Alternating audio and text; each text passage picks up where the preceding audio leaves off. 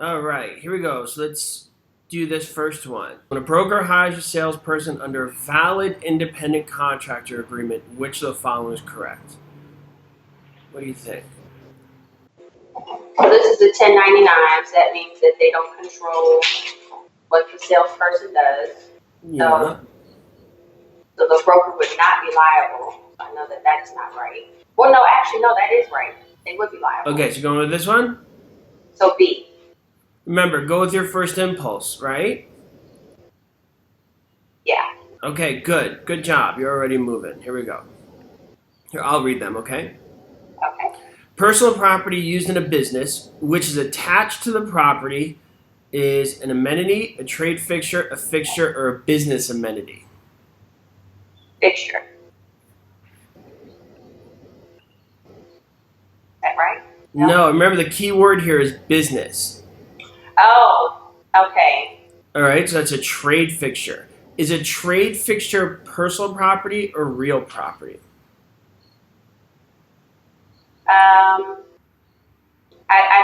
Trade fixture I thought was real property. No, that's personal. That was the other giveaway. A fixture is real property. But a trade fixture is personal. Because you think about the dentist chair, even though it's attached to the ground, the dentist takes that chair with him when he closes shop. Okay. Does that make sense? Like with things that are specific to a business, because the next person moving in may be a podiatrist or a different type of doctor, a plastic surgeon that doesn't need the dentist chair. Okay. So fixtures can be removed. Trade fixtures. No, fixtures go with the property. A fixture is personal property that is now considered real property. Okay? Got it. Okay. A trade fixture is now real property, now is once again personal property. Okay. Okay? We're going to see that one again, okay? Okay. Which of the following types of depreciation would be the most difficult to cure? Economic obsolescence, functional obsolescence, physical deterioration, or residential deterioration? Yeah, this is one of the ones that this is a good one. Secure is the part that throws me off. Because my first one would be economic, because that's outside your control, right? So then go with that. Please remember your first impulse. Okay. And you're proving my theory right. You're saying my first thing is economic. I clicked it because that's the right answer. Okay. Okay? But let's talk about it for a second. So you're not just guessing, you're a little more confident with it. Okay? First off, residential deterioration you never hear of in any of your books. It's no such thing. So don't circle it. Okay. And that goes with my theory. Don't circle something you've never heard of. Okay? Got it. Physical deterioration is your house breaking down. Okay? Yep. How do you fix that? How do you fix like your house breaking down, like the patio has a crack or the door's not working? What do you do? Fix it. You fix it. You just get a repairman to fix it, right? Yeah. So that's not difficult to cure. You just get somebody to fix it. Functional obsolescence, what's that?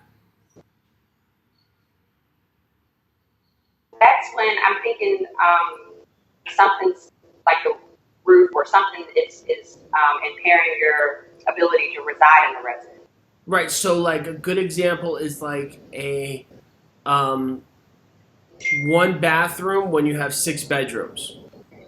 Yeah, okay. Okay, now it's a little more difficult to fix, but can you fix that? Yeah, you can always add to the house. Yeah, build a bathroom or change one of those bedrooms to a bathroom. Right. Okay, what's economic obsolescence? So that's again outside your control. So that would be if, say for instance, there is an increase in violence or Right. So if there's like murder in your neighborhood, what do you do? Say that again. If there's like murder in your neighborhood, extreme violence, what do you do? I mean, you move. Right. You move. Right. The other two, you would fix it one way or another. Correct? Right. Yeah. If there's like murder in your neighborhood, you're like, sorry, see ya, people. It's been nice knowing you. Right. And if Right. there's like an airplane, an airport built, what are you going to do? Take on the local authorities to not build the airport? No, you're going to move. Right. Nothing you Okay. can. Yeah. Yeah, I mean, you can do things to stop the murder in the neighborhood crime watch. You can fight the government about airports, but at the end of the day, that's the hardest one to cure by far. Right. Okay?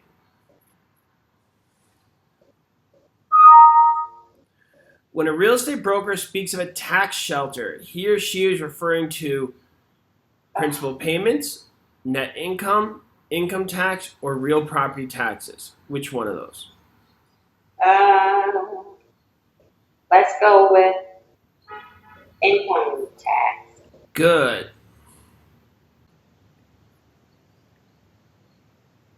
Okay. Which of the following would not be considered an appurtenance? An easement, trees, trade fixture, or a swimming pool? Would not consider a permit. Okay. So, I'm going to say, I don't know, trade fixture? I'm trying to think of, because easement is definitely one, right? Okay, so we're going with that. Oh, No. Remember what a trade fixture is? What would we say a trade fixture is? no, that was my answer. My answer was trade fixture. No, you said easement. Oh, you said easement's not one of them. No, I was going over the ones that would be considered appurtenance. Oh, okay, my bad. All right. Well, we're going to do that one again, okay? Yeah, Basically, what I'm trying to do is push you to not overthink it. That's what I'm trying to do. Even if right now you get it wrong, that's okay because we're practicing. You know, but I'm trying to get that mentality.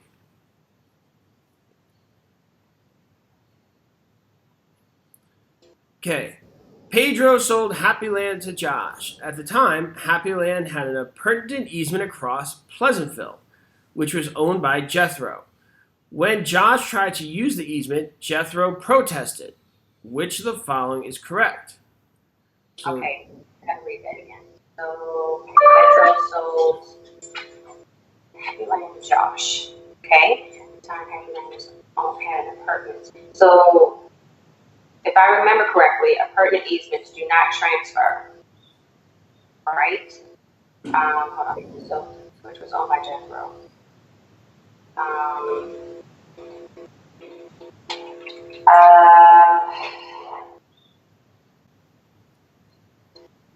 So I'm kind of confused because I didn't think that the easements transferred when you. so let's pick one and then we'll talk about it. I want you to try before we talk about it. Okay. B or take the second one.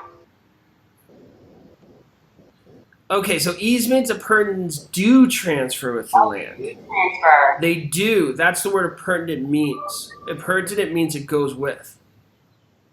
Okay. Like sometimes you may talk, like you said you had a child.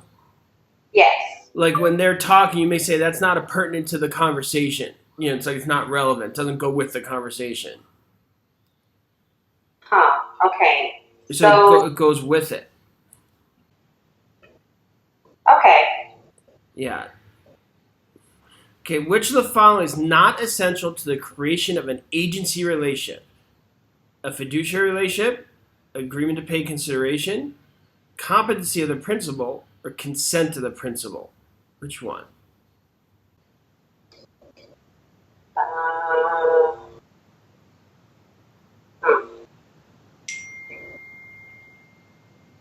Essential, not essential. C, the third one. Maybe it's not. It's probably consent. Okay, do you remember your essentials for fiduciary relationship? It's accountability, confidentiality, obedience, loyalty, and disclosure. Right. All right. On that one, it's not consideration because when you think about your essentials, accountability, confidentiality, obedience, loyalty, and disclosure, consideration is not one of them. Oh, so I thought that was part of the essential contract, right. not an agency. Oh, okay. So that's the key there. So agency. Okay, Yeah, you were thinking of the essentials of a valid contract. Gotcha. Right? Yeah, that's what I was thinking. Okay. Okay. Here we go. Personal property is used in a business which is attached to the property. Personal property used in a business which is attached to the property would describe a fixture, a trade fixture, a business amenity, or an amenity. Okay. So trade fixtures. Good. That's what we went over before. Like whenever we get it wrong, we're going to see it again. Okay? Oh, okay. Gotcha. We're going to keep going at it until you get it right. Okay. The Federal Truth in Lending Law, Regulation Z, gives the borrower a 3-day right of rescission when the loan is A, a purchase money loan secured by a deed of trust on commercial property, B, an FHA or VA loan to purchase a single-family owner-occupied residence, C, a loan secured by a second deed of trust on an owner-occupied single-family residence when the money is borrowed subsequent to a purchase, or D, a conventional purchase money loan secured by a deed of trust on a residential property. What do you think? I'm gonna be honest. This is one of the ones that I remember on the state that I blanked on. So this is one of those terms. This is one of the ones that I don't really get. Okay, right. just give it a try, and then we'll talk about it. Okay. All right.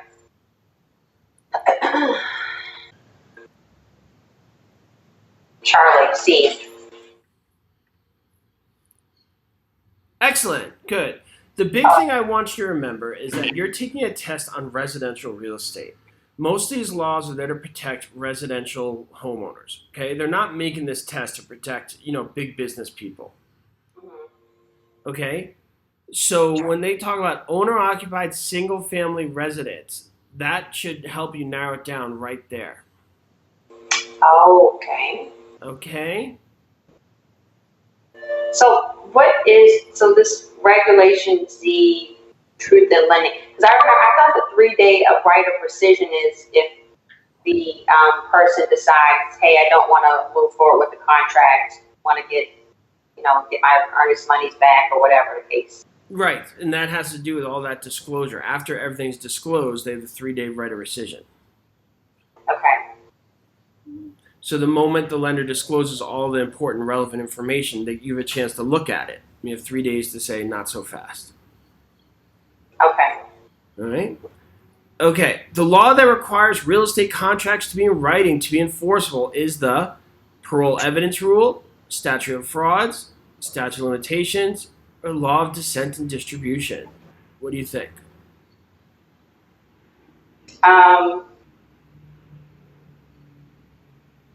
First one. Parole evidence rule. No, writing is statute of frauds. Time is statute of limitations. The other things are very simply stuff you never want to circle. Say that again. What say that last part? The other two things are stuff that's never going to be the answer on your exam. Okay. Okay? So statute of frauds and statute of limitations. You got to know those two, and they're super easy. Statute of frauds has to do with writing, and statute of limitations has to do with time. Okay. Okay?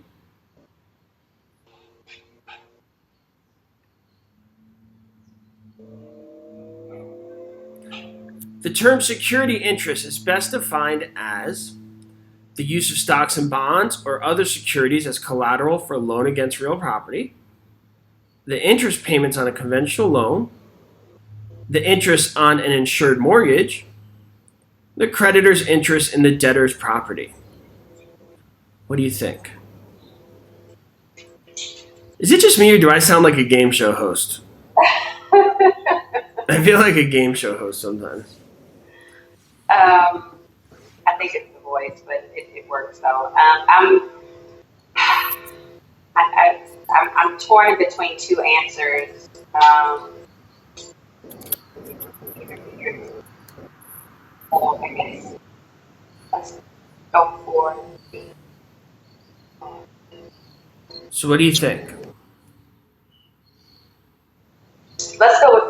creditor's interest in debtor's property. Oh. Boom. Nice job. Yeah, it's a creditor's interest. A creditor is a lender. They got to know your property's value, correct? Right. But couldn't it also have been B?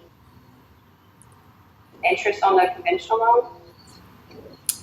I see where you're going with this, but the bigger thing is the property. That's always what it's all about. Okay. Because you always got to think worst case scenario. And if things don't get paid, that's how they get their money back. Gotcha.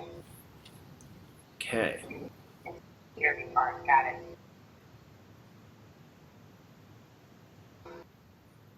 Oh, Lord. An investor paid $300,000 for an apartment building, making a $75,000 cash down payment.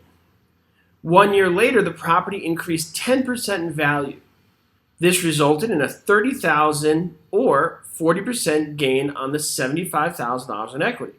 This is the example of highest and best use, plottage, leverage, or none of those.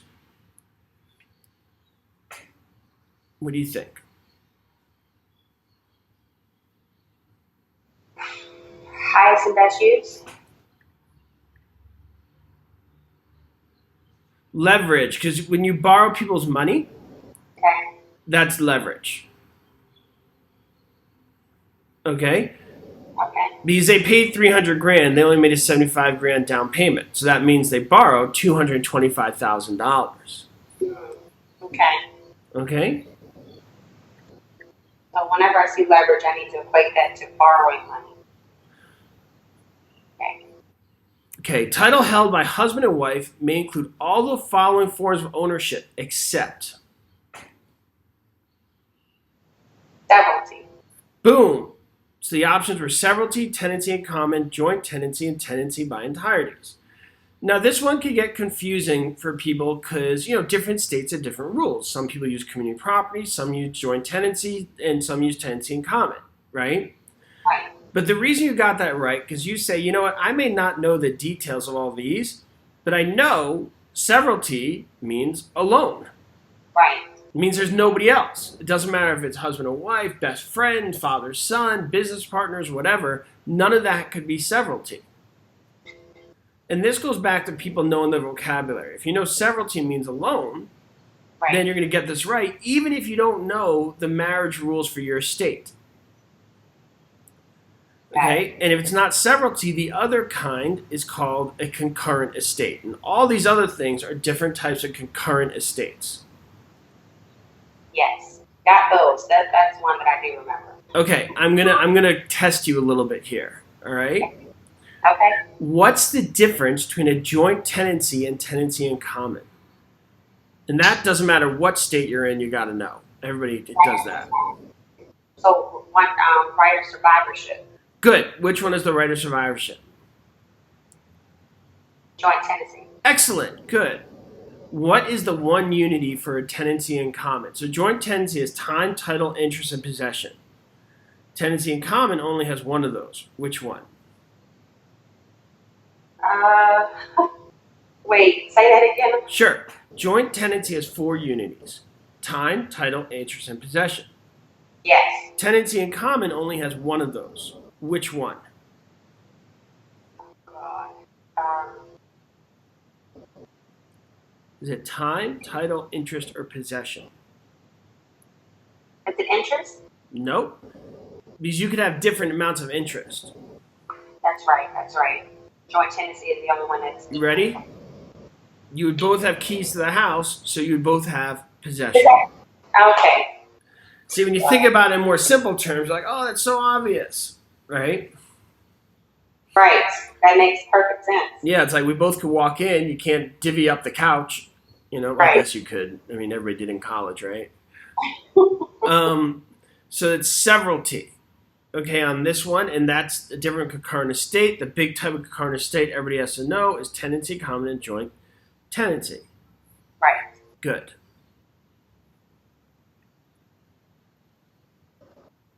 The law that requires real estate contracts to be in writing to be enforceable is the A, statute of limitations, B, law of descent to distribution, C, statute of frauds, or D, parole evidence rule?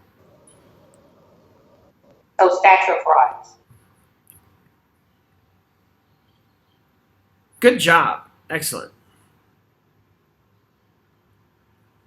Okay.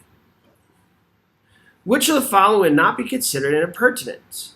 A, a trade fixture, B, a swimming pool, C, an easement, or D, trees? Wait, your screen is frozen. Hold on. I'm still looking. Oh, okay, it just came up. All right, which of the following would not be considered an appurtenance? Would not be considered. Oh, right, trade fixture. Good. Remember we went over that? Yeah, this is the one. Yeah. Good. Nice job. An investor paid $300,000 for apartment building, making a $75,000 cash payment. 1 year later, the property increased 10% in value. This resulted in a $30,000 or 40% gain on the $75,000 equity. This is an example of A, highest and best use, B, none of the other options are correct, C, plottage, or D, leverage. Leverage. Nice. Good. And you see why we set it up this way, so when you get one wrong, it doesn't just go into the abyss. You go over it again. Right. And when you're doing your exams, if you want to look at it, it's all here. So if you just want to pop over, you don't have to wait till you finish all of them to see the questions you got wrong. That's so interesting. I never even paid attention to those questions when I saw it. Oh, man, all that design effort and programmers. Oh, sorry. Yeah. We tried to make something unique. We had to get like a special programmer for our thing. Okay, here we go. Pedro sold Happy Land to Josh. At the time, Happy Land had an appurtenant easement across Pleasantville, which was owned by Jethro. When Jethro tried to use the easement, Jethro protested. Which of the following is correct? A, Pedro owns an easement that could give it to anyone. Pedro owns the dominant tenement and the easement upon it. C, Jethro owns a servient tenement and the consent must be obtained for Josh to use the easement. And D, an appurtenant easement always passes when the property is sold. D. The last one. Excellent. Good. Which of the following is not essential to the creation of agency relationship? A, consent of the principal. B, agreement to pay consideration.